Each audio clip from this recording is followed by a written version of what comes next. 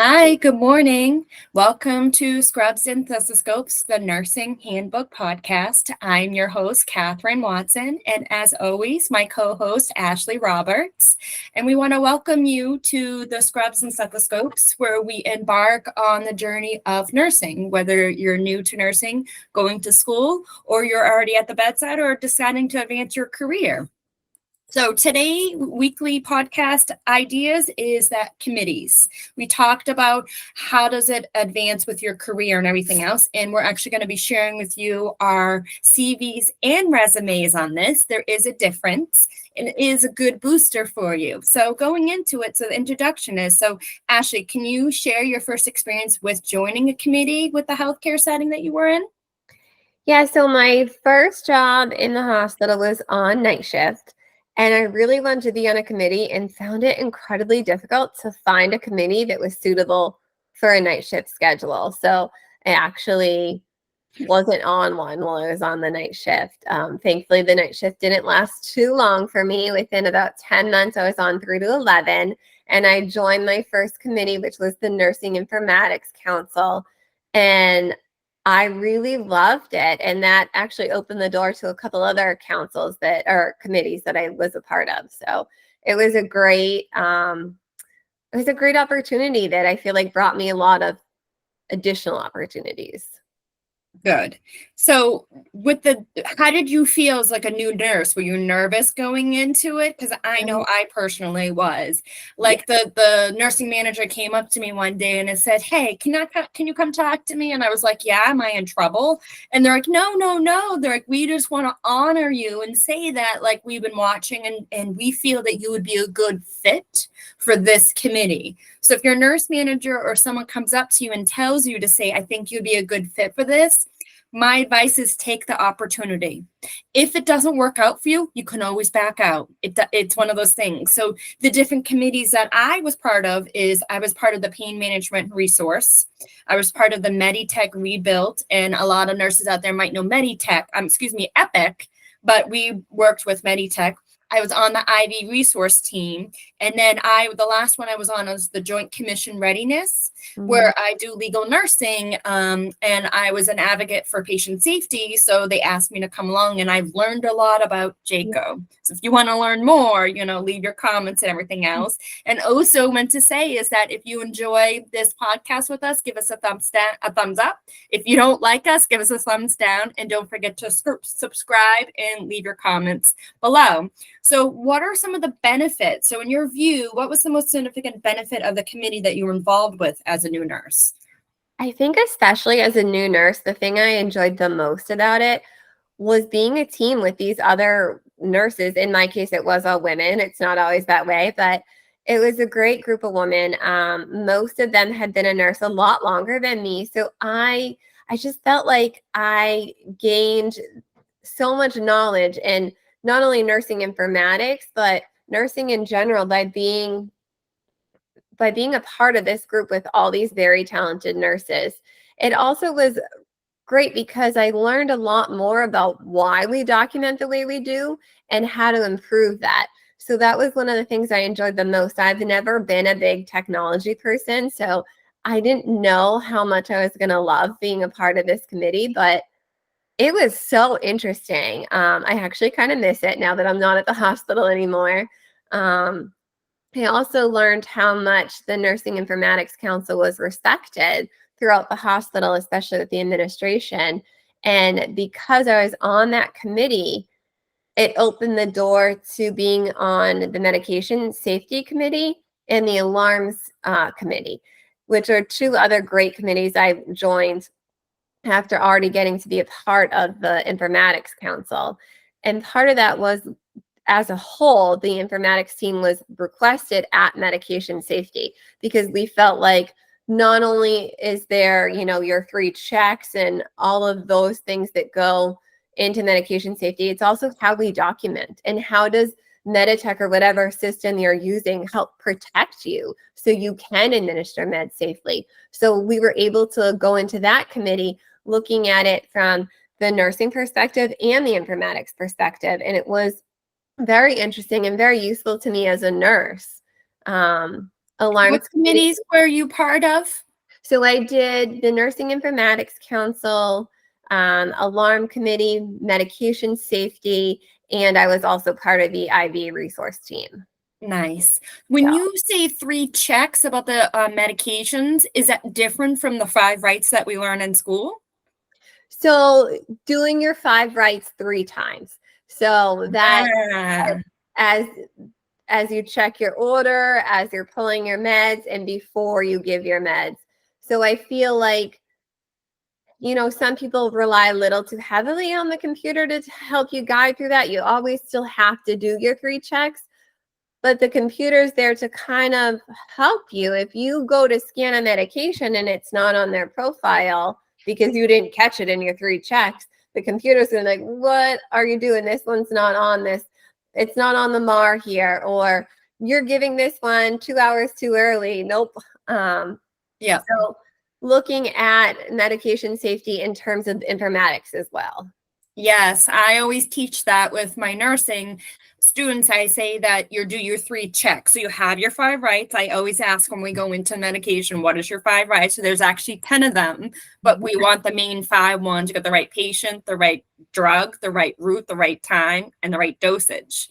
And Yes. we need to know when we're comparing that. So the 3 checks are that you go into the med room, you have an Omnicell or a Pyxis, and you pull up the MAR right in front of you. Yes. And that's what you go by. When the drawers open, you're going to have multiple meds and all of them. Some of them light up, some of them don't. So Mhm. this is where we say you're going to do your check. So you're just going to check the med. Yep, I got the right med. It tells you to take one, and you're going to put it in a cup. You're going to put it somewhere. You're going to go through that whole process. The second check is before you leave, you're going to check them again. And when you're doing this check, I always recommend that you're going to check your expiration date. A Yeah. lot of people miss that part. You're going to check your expiration date. So the check is, I have this expiration date. Yep, you put it in the cup, and you kind of have 2 cups. 1 cup is if you have to do something special with the med. So if we're checking blood pressure, if we need to make sure their vital signs or whatever one is special, or labs. A lot of people miss labs with the medications. And this is where I go into like the pain management and resources, saying that the opiate checks and stuff like that, how often are you supposed to be checking the patient's vital signs? Then the third check we talk about is at the bedside, like you're talking about, the scanning. So is this the right patient? Are we in the right room? And you pulling it up. I've walked into rooms and I think I'm going into Sally's room, and then there's John. You're like, John, what am I doing in this room, kind of thing. And those are near catches. Mhm. And same thing. And I have to say that I thought I did everything right.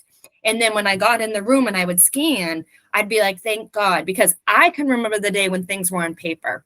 Mhm. And I can say everybody in their nursing career is probably going to make a medication mistake somewhere.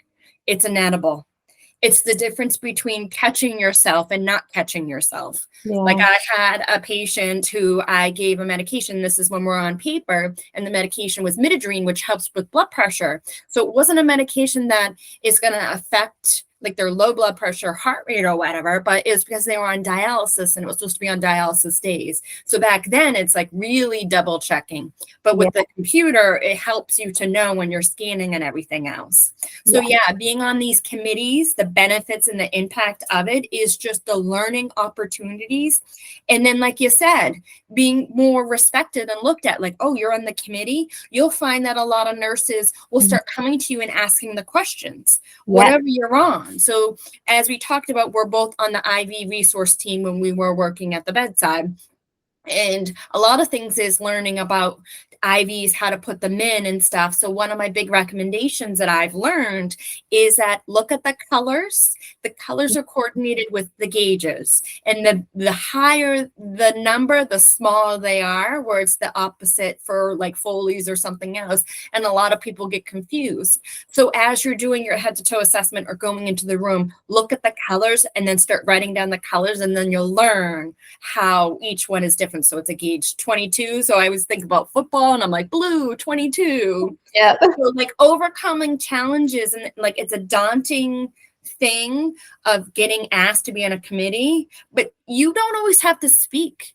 In the beginning, just sit there and listen. Like they give you agendas, they give you a piece of paper and say, this is what's on the agenda. Like I'm actually kind of happy that you were on the committee for alarm fatigue, or like alarms, because I actually did that for my master's program where I do legal nursing, and I Mhm. did my whole thesis on alarm fatigue and listening how there's so many different alarms for all of them out there, and the red alarms, yellow alarms, and what they mean. But we found in the evidence that it's setting the parameters of like basics that actually help and looking out for it. So maybe give a little tip maybe on like what you learned from that committee. So I think one of the two biggest things I think we accomplished with that committee is, um, like you said, setting the parameters. So if there is someone who is known AFib, we don't need them to alarm for AFib. If they are bradycardic and we're all aware they're bradycardic, maybe we lower that lower heart rate level so that it's not alarming all day. If they are tachycardic, but we know it and we're treating it and we're just waiting for it to come down, we don't need the constant alarm of, oh, this patient's in the 130s, because we already know and we're already trying to fix it. With that, it's important to note that you've changed those parameters. So after however long, you can change them back, because we don't want to just keep those parameters forever. But the other big thing that came out of that committee was the low battery alarm. So it's now part of the workflow with the CNAs is in the morning and in the evening, the batteries are changed so that that almost completely eliminated the low battery alarm, because that one's just not necessary. We can easily overcome that. And that did come from the committee, which I thought was great.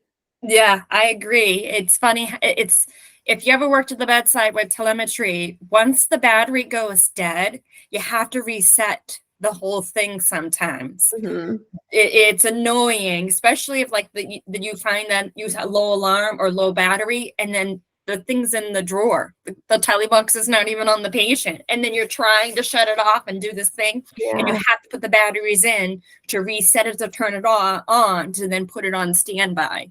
So Mhm. yes, I definitely agree with that.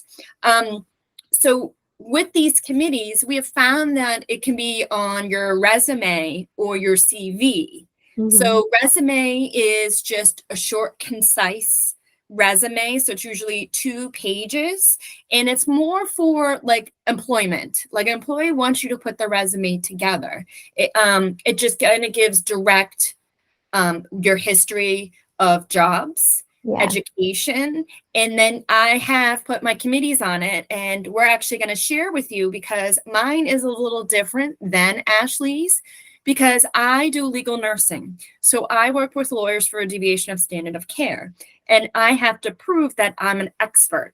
We're all experts as just being registered nurses, but your experience in this comes forward when you show them. So your curriculum of value, your CV, is more professional. It shows your academics throughout your whole career. Because one of the things I show is that what did you do before you became a nurse? All that stuff matters. I was actually working at a bank, and this is where I started working with my skills of people talking, asking certain questions to get an answer that you want, building that rapport. And banking is very private. So learning that. So Mhm. I want to share this with you guys to show you how it boosts up your resume. So it brings you personal growth. So it's like, how has your involvement in these committees, like with your personal growth and your professional growth development, how has that changed you?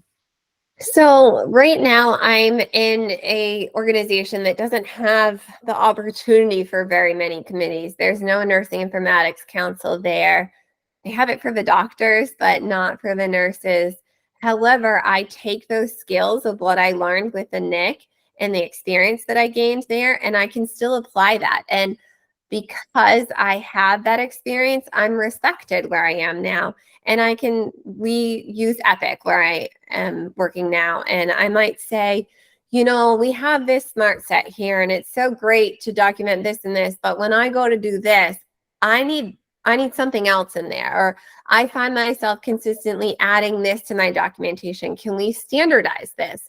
And so it gives me the opportunity, and I feel like I've gained that language and the skills I need to go to the Epic team and request these changes so that we can improve the way we document our care and thus improve our care.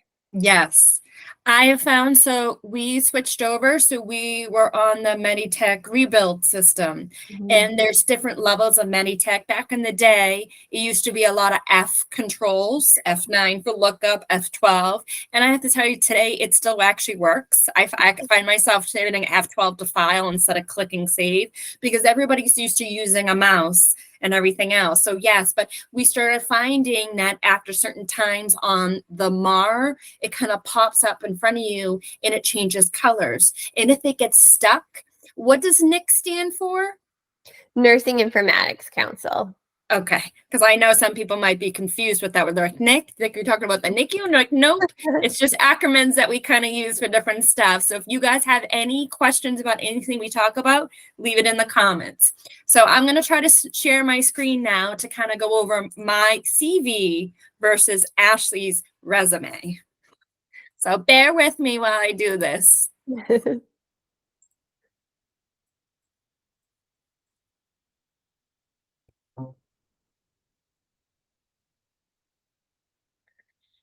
So here is the CV. Up at the top here, as you see, I have my name, and you're going to have MSN RN.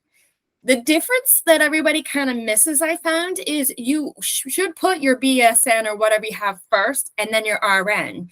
The difference is that your diploma of what you get in school can never be taken away from you, but you can lose your RN license. So that always goes at the end because this is who you are. And then as you see, I have summary of qualifications. So I just talk about bullet points here of why someone should pick me as a candidate over someone else. And then I go into my professional experiences. So this is where I teach. I teach for 2 universities. So I just wanted to highlight that. And this is actually an old college that I taught for when I actually first started. And then here is the hospital that I still work at, and I teach at the bedside too. And then we go into the nursing homes and where I was a supervisor, so UMass. So this goes all into my experiences. Then I added some additional stuff. These are just showing, like I said, resume builders. So Mhm. I was a medical assistant. So I want to show that and highlight that. And then Metro West, this is where I first started. And when I became like into the medical field, nursing, and just starting somewhere. So if you are in school for being a nurse, and let's just say you have no experience, like I said, add in that you were a bank teller somewhere and you have the customer service experience and how to communicate with someone in computer skills, because everything today is on the computer. So here are some of my educations. So this is where I went to college. These are the professional memberships and committees that we just talked about. So this is where I said I have the BLS, I have my ACLS, and I'm the Mass Associate Healthcare Quality. And then these are the committees that I was on. And then these are my presentations. So this all goes into school. So all my presentations that I given in school are here. I have a lot that I could probably add on, but I always try to keep it short and concise. So mine is about 5 pages, but I've literally seen some that are up to like 20 pages because a lot of people have a professional presentations or books or articles that they wrote. So if you're actually part of an article or anything that can add benefit, that's what we want to see. So this is mine. So it's about 5 pages long. And then Ashley's going to tell you a little bit about hers. So this is Ashley's. And as you see, she has it backwards. Not to nitpick her, but I said we need to highlight that your bachelor's, and now when you get your master's, you need to put that first. You want to highlight your schooling, and then it's the RN, and then it's any certificates that you have. So if you're going to school and going to be a CCRN, that should be up there. We call it like the alphabet soup that people start adding into. But a lot of it is that no one can take away your bachelor's from you. Okay. So that's something to highlight first. Yeah. So then you have to go into your experience. Huh? For some reason, I had thought that if it was your resume for education, you put the BSN first. And if it was a resume for work, you put the RN first. I don't know where I learned that. Yeah, I know a lot of people have heard that too, but I was like, no, when I was actually going to school in masters and we were learning about different stuff and committees, something along this, and someone did that, I just remember the professor going, oh my God, you need to change that. And I was like, what? Wait, what? What did I do wrong? And it's just an easy switch. And it's the thought process of like, I'm so proud of my RN, which Yeah. we are, but it's also like your nursing, so associates, so put ASN, put your associates in there. All that stuff matters because it's a degree no one can take from you. Your RN can be taken away. Got to remember that kind of thing. So Ashley has her experiences here and where she works. So Reliant, and here's Milford, where we were together, and Ready Med, and then just goes into more detailed. And then she has her education too, and then her license. So adding on, she can add in her committees that she's been on. And you don't need to, but this is where we talk about if you want to be a little more professional and personal growth and development. So being involved in these committees can show specific instances where your experience has helped you. Do you have anything else you want to say about your resume? I probably should update it at some point. It's in school, in college, they have a whole class that they go over resumes and cover letters. So I have a bunch of cover letters that I can go over. So this is where Ashley and I would love to help you and build this kind of thing, because looking at it is very daunting. And you're like, I don't know what to put on it, and I don't know what's important and what's not. So bringing your resumes to us, so like I said, leave stuff in the comments and we'll be happy to help you. But Ashley, overall, this is straight and to the point. It doesn't, like, people think it needs to have something that's specific, but whatever job you're going for, they're looking at your experience. What do you bring to the table that's going to help us in our jobs, in our careers, or even the whole system itself, wherever you're working? Because that's the whole point. Because interview questions, it's like, where do you see yourself in X amount of time? Where do you see yourself in the future, kind of thing? So that's why we're here and saying we created this podcast to help you grow as we learn. Because I was like, this actually just came up because some of my students were asking me about it. So I just figured this would be a good enlightening to add, to say, no matter where you are in your career, of us being advanced practitioners, and we still don't know. Yeah. And it's so much easier to check out someone else's resume than your own. And you really, even if your resume isn't like, I look at my resume now and I'm judging it, but at the end of the day, the most important thing to me is there shouldn't be any mistakes in it, because this is basically the first impression that people are going to get of you, is this piece of paper documenting what you've done with your career. And in my current job, we interview as a group most of the time. So they meet with management and then all the nurses together interview. And so we're given copies of resumes, and I look at them, I'm like, oh my God, off of that, I just found 5 mistakes.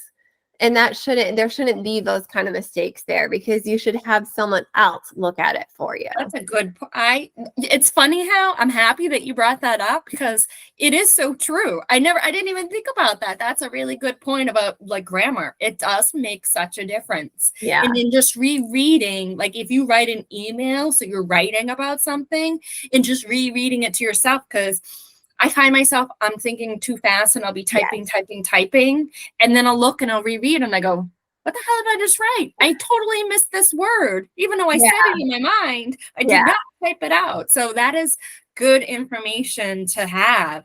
So with your committees, what do you feel that would be the best advice you're going to give to a new nurse? I think a lot of it you've actually already said, but join at least one committee, because you're not going to regret it. Even if you realize that committee is not for you, you still gain some experience by doing it. And you can still put that on your resume. And no experience is going to be bad experience when it comes to things like this. So I would say, especially as a new nurse, find at least one committee and try it out. give it a couple months, see how you like it. Sometimes you do have to consider the shift that you're working when you're choosing a committee. If you work night shift and there's a committee that meets at 2 o'clock every day and that's when you sleep, then that's not the committee for you. But look at what your options are. Ask your manager for advice if you're not sure. Ask your coworkers what committees they like and just try it. Yes. You just should try it.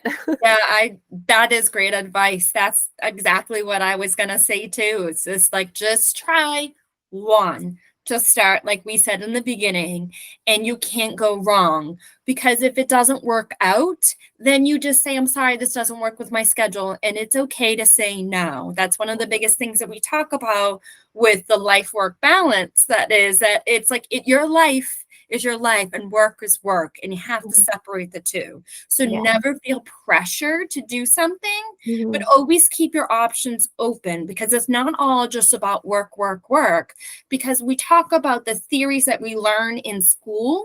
And we just start doing tasks all the time, and we forget that we need to sit down and try to like relook at something sometimes to have a better understanding of it. And then two, as you have the year's worth of experience and the things that you've seen, then everything starts to come together and make sense. And especially like with the committee that you may be interested in, that just go for it. So a lot of the ones that I usually would say is like the diabetes. Diabetes is so big, and you learn so much, because the average person that you come across has some kind of diabetes, or even like the cardiac stuff, whatever you can do with cardiac, because hypertension is the most common one or congestive heart failure. So if you can get into something like that, because we have magnets that we go on, or respiratory stuff like the COPD. So whatever committees your facility has, try to get involved. But like Ashley said, always go by with what shift, because you're working nights. If that doesn't work with your schedule, I very much agree that you have to do what's best for you. But just to start is the best advice we can give you. All right. Well, I want to say thank you for this informative podcast. As always, it's a pleasure, and I'll see you next time. Bye. Bye.